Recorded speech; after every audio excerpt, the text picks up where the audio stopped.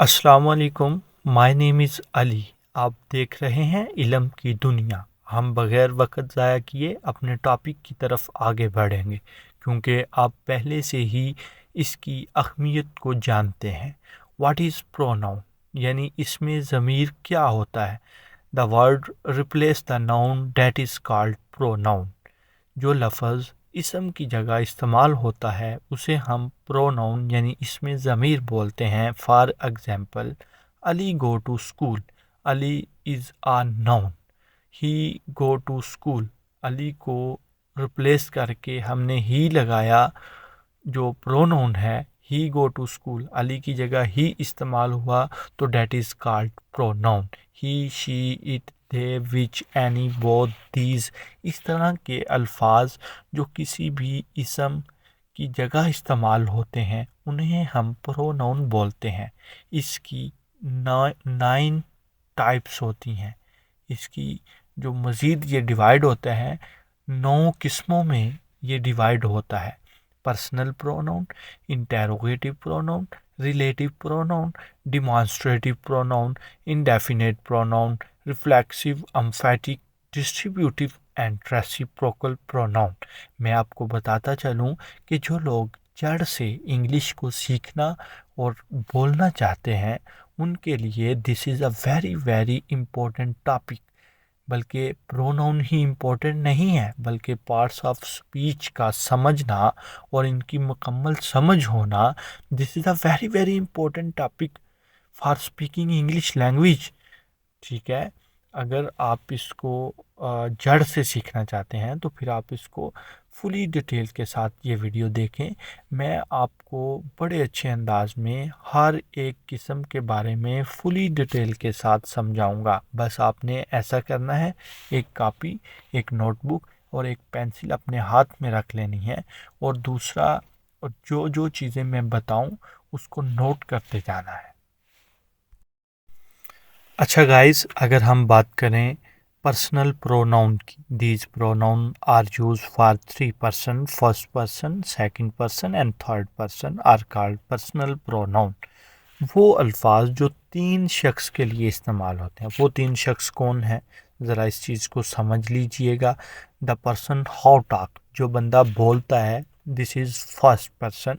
Second person, जिसको मुखातब करता है, जिसके साथ बातें करता है उसे हम सेकंड पर्सन कहते हैं। और जिसके बारे में बातें करता है उसे हम थर्ड पर्सन कहते हैं। For example, I go to school, मैं स्कूल गया, मैं बोल रहा हूँ तो I am first person. He go to school, वो स्कूल गया, ये थर्ड पर्सन है। और जिसके साथ मैंने बात की वो सेकंड पर्सन है। और ये जो पर्सनल प्रोनाउन है ये थोड़ा सा लंबा टॉपिक है, बाकी सारी टाइप्स शॉर्ट हैं, इसको समझना ज़रूरी है। और इसमें मैं ना सिर्फ आपको सिर्फ पर्सनल प्रोनाउन के बारे में बताऊंगा बल्कि ये चीज़ कोई नहीं बताता, इनका इस्तेमाल कोई नहीं बताता। और हम जितनी बड़ी मर्जी क्लास में चले जाएं हमें इनका इस्तेमाल नहीं आता। हम him, her, his, them, your, इनका इस्तेमाल सही तरीके से समझ ही नहीं पाते। आज आप इस वीडियो के अंदर मुकम्मल डिटेल के साथ इंशाल्लाह सीख जाएंगे। अच्छा मेरे भाई, ये चीज़ समझने वाली है कि पर्सनल प्रोनाउन में क्या क्या होता है। जो 3 पर्सन मैंने आपको बताए हैं, फर्स्ट पर्सन में आई और वी आता है, सेकंड पर्सन में यू एंड योर आता है, थर्ड पर्सन में ही, शी, इट एंड दे आता है। और इनके इस्तेमाल को समझना बहुत ही ज़रूरी है। सब्जेक्टिव केस में I, we, you, he, she, it and they आता है। पोजेसिव केस में आप देख लें our, your, him, her, it, their, इस तरह से आता है। और ऑब्जेक्टिव केस में me, us, your, him, her, it and them. अब मैं आपको बताता हूँ, यू आर ऑलरेडी नो, आप पहले से जानते हैं कि इंग्लिश में फ़िक्रा बनाने के लिए सब्जेक्ट, वर्ब एंड ऑब्जेक्ट, ये तरतीब होती है। अगर यही चीज़ ऑब्जेक्ट में आ जाए तो इसे इस तरह से लेना है, यू को योर लेना है, ही को हिम लेना है, शी को हर लेना है, दे को देम लेना है। ये इनका इस्तेमाल है और इसको जहन में बिठा लें, ये आपके बहुत चीज़ काम आएगी। Next, if we can talk about example, he went to school.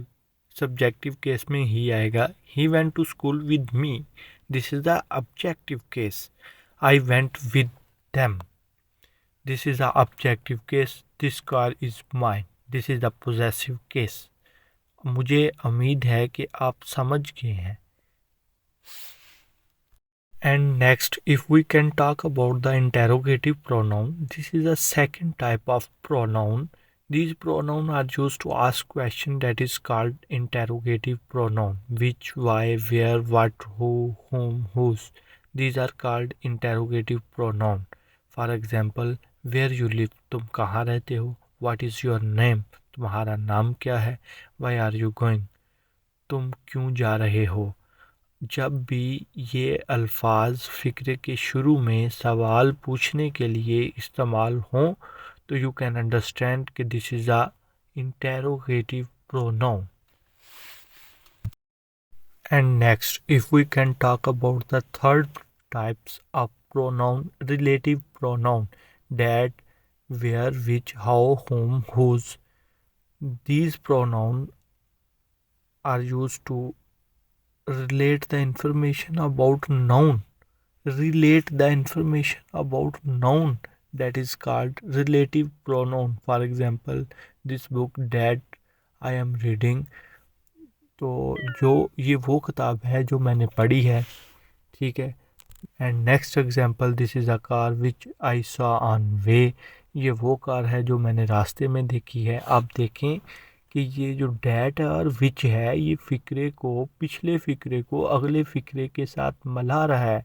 ये इंफॉर्मेशन दे रहा है इसम के बारे में कि बुक जो है वो इंटरेस्टेड है और कार जो है ये वही है जो मैंने वहाँ रास्ते में देखी है।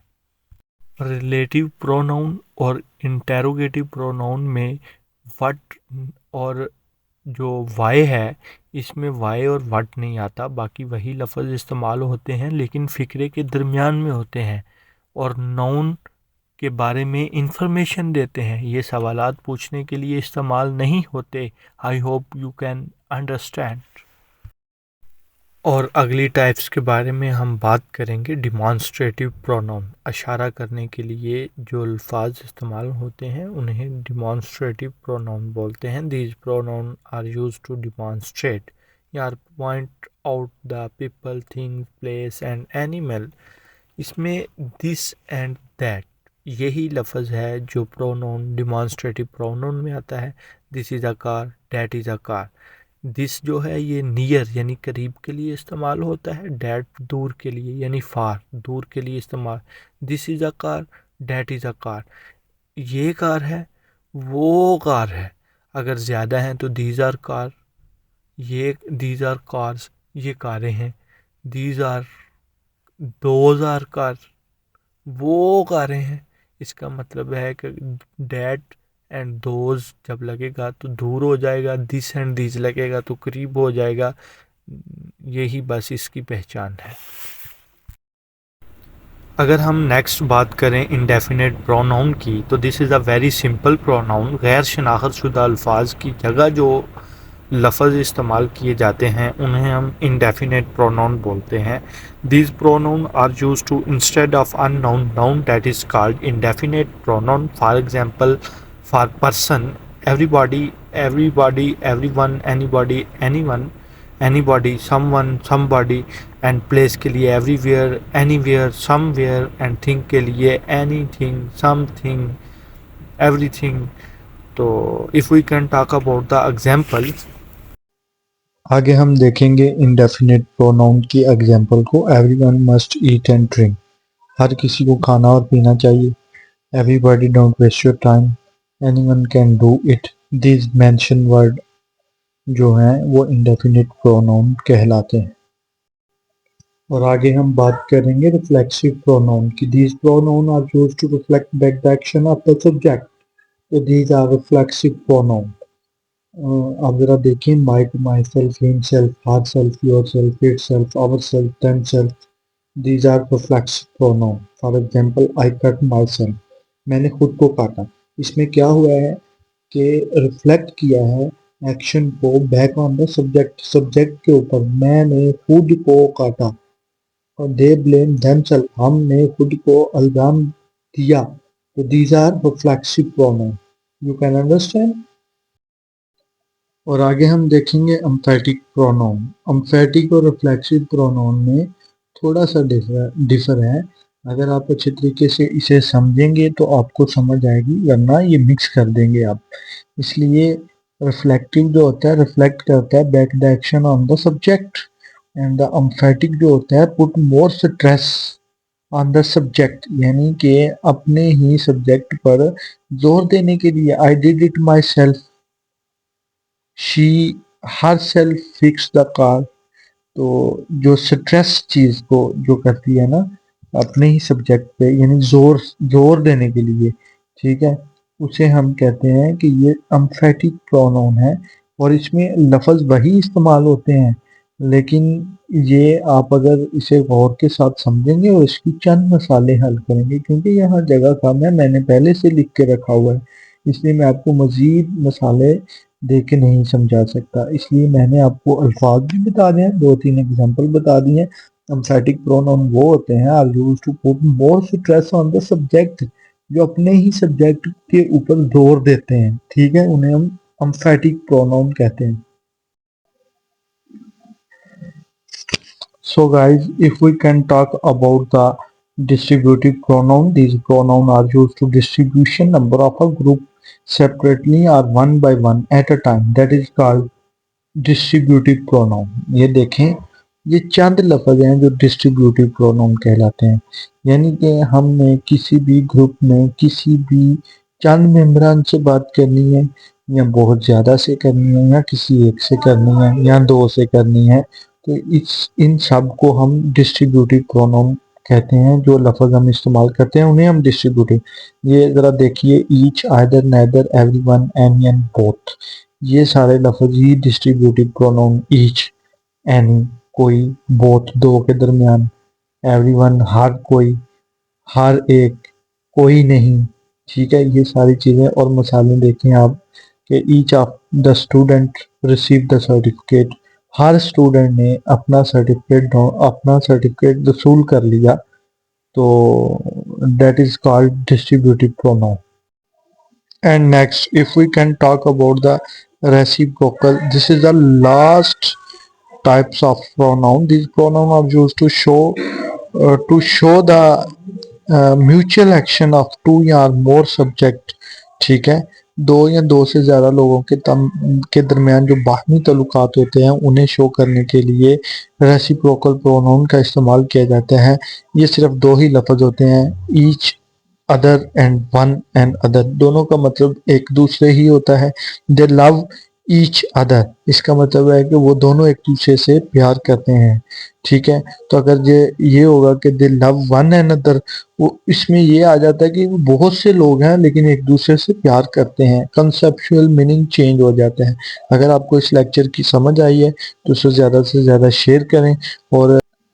और मैं आपसे माज़रत करता हूँ, चूँकि मैं जानता हूँ कि जो मेरा माइक है वो इतने अच्छे तरीके से परफॉर्म नहीं कर रहा, आवाज़ इतनी क्लियर नहीं है, लेकिन और ना ही मैं इतनी अच्छी एडिटिंग जानता हूँ कि मैं आपको जो है ना फुल डिजिटल तरीके से आपको समझा नहीं सका। मैंने पहले से लिख के रखा हुआ था, लेकिन जहाँ तक हो सकता था मैंने अपनी कोशिश की है। ओके, अल्लाह।